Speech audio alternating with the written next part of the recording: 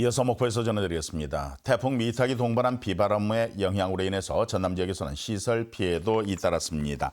전남 재난안전대책본부는 태풍 미탁이 지나면서 여수와 완도 등에서 주택 80석통이 침수됐다고 밝혔습니다.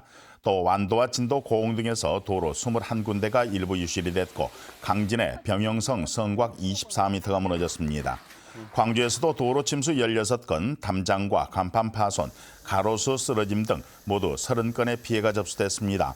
서남의 양식장에서는 내일부터 본격적인 피해 조사가 이루어질 예정입니다.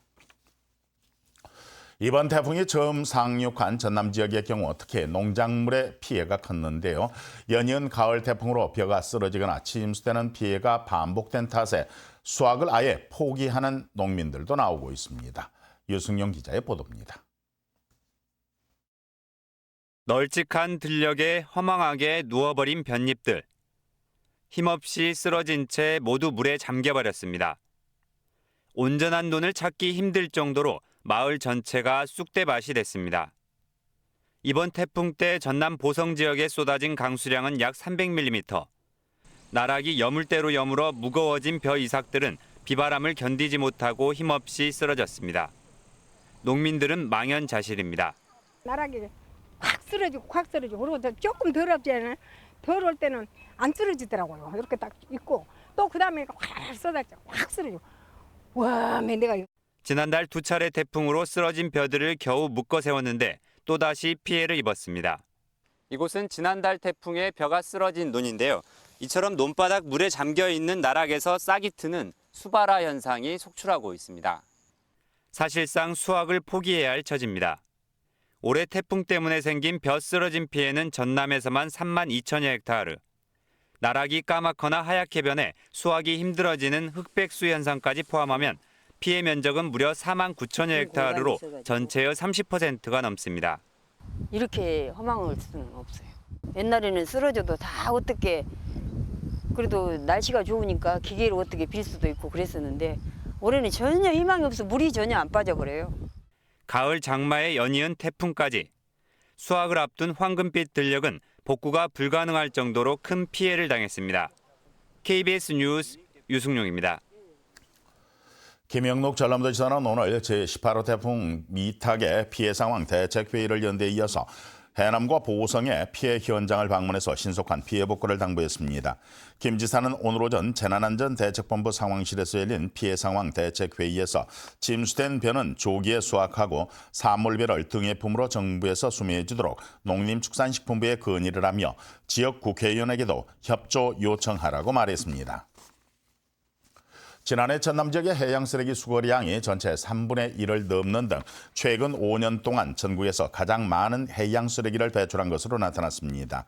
국회 농림해양수산위원회 박안주 의원이 해양수산부로부터 제출받은 자료를 보면 지난해 전남에서 수거한 해양 쓰레기는 3만 2천여 톤으로 전국 11개 지자체 전체 수거량의 38%였으며 이는 전국에서 가장 많았습니다. 또 전남에서 해양 쓰레기의 수거량은 지난 2014년 전체의 27%를 차지한 이후에 최근 5년간 줄곧 전국 1위를 차지했습니다.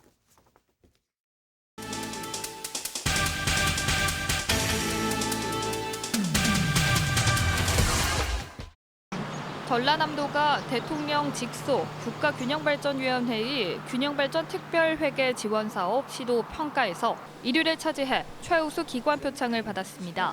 전남도는 지난해 12월부터 균형발전특별회계로 지원받은 31개 자율편성 사업평가를 준비하고 올해 총괄위원회를 거쳐 자체평가를 마무리했습니다. 강진군이 한국수자원공사와 함께 노후 상수관망 교체와 실시간 수질 감시 등 상수도 현대화 사업에 나섭니다. 강진군은 이번 사업을 통해 오는 2022년까지 유수율 85%를 달성해 깨끗하고 안정적인 수돗물을 공급할 예정이라고 밝혔습니다. 목포사랑 상품권이 출시 한 달 만에 85억 원의 판매 실적을 기록했습니다. 목포시는 지난달 2일부터 첫 판매를 시작한 목포사랑 상품권이 발행 금액 100억 원 가운데 85억 원이 조기 판매돼 발행액 소진을 앞두고 있다면서 이번 달부터는 6% 할인 금액에 전액 매진될 때까지 판매를 이어간다고 밝혔습니다. 완도군이 프랑스 해양연구기관과 해양생물 바이오기술 교류 협약을 체결했습니다. 이에 따라 양기관은 해양바이오산업연구와 기술정보 교환, 2020년 국제 공동기술 개발 사업에 함께 참여할 예정입니다. 지금까지 단신 브리핑이었습니다.